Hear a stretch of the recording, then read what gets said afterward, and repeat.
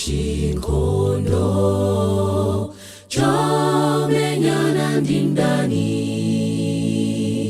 Yesu mbuye watu tatitsogoza tinyamule zonse zomenyera nkhondo iyi. Bible nyimbo zatu tigonjetsa mdaniyo. Nkhondo iyi ndi ya Yehova otitsogolela tidzagonjetsa.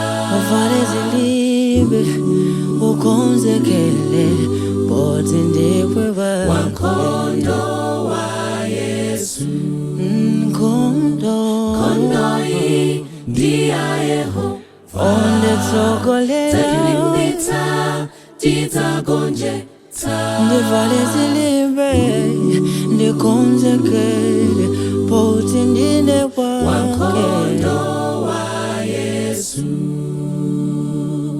Ndine mwana sindingathe kukuba, sindingakwere hachi, sindingaombe mfuti, sindingathe kuyendetsa ndege koma ndine wankhondo. Haya zatu itilinda nkhondo inulibanitu poti nkhondo ndi ya Yesu.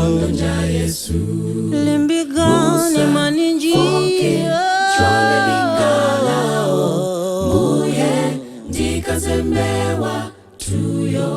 Oma nkhondo otitsogolela tidzagonjetsa. uvale zilimbe ukonzekele poti ndiwe wake. Wankhondo wa Yesu.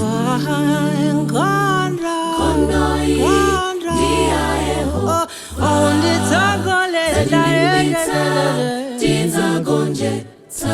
ndivala zilimbe ndikonzekele poti ndine wake.